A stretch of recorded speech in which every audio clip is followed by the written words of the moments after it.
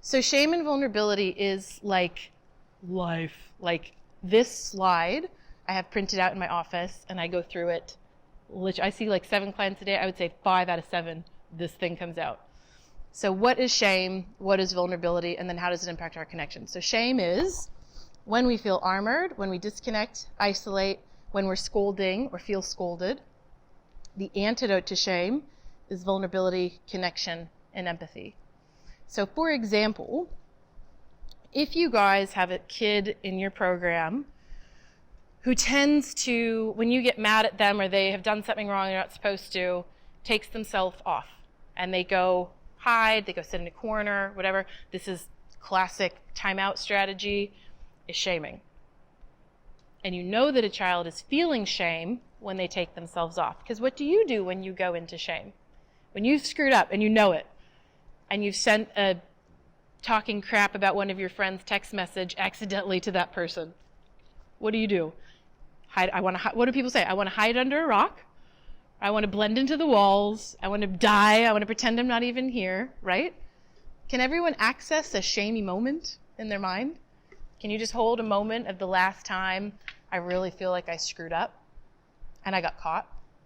I cheated on a test. I lied. I got caught in my lie.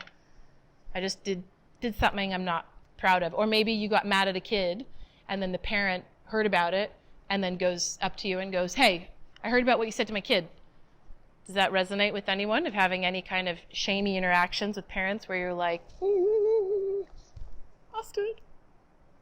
The reason why this is so powerful and why this concept is so important for you guys to understand is because if you are shaming children by saying, everyone is outside playing and you're still inside working on your homework, I don't know what's wrong with you. If you get it done, then you can go out and play with everyone else. Do you hear that?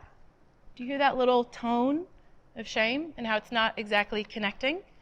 Whereas if I might approach it on this side by saying, hey, I noticed you're not going outside with everyone. You're still working on your stuff. What's going on? You might say, I don't know, well, the kids were teasing me earlier and I don't really feel comfortable going out there, or they weren't letting me play earlier, or I peed my pants and I don't want to stand up. I mean, there's so many different things, right? But if you come at children with a shaming kind of tone, you immediately send them into this withdraw, I don't want to talk to you about it. Whereas if you approach them with this, you lead to more of an open conversation. And it all comes back to connection, right? Because if I'm shaming you, are you going to want to tell me something vulnerable? Are you going to want to tell me when you're hurting or when you're being teased? No.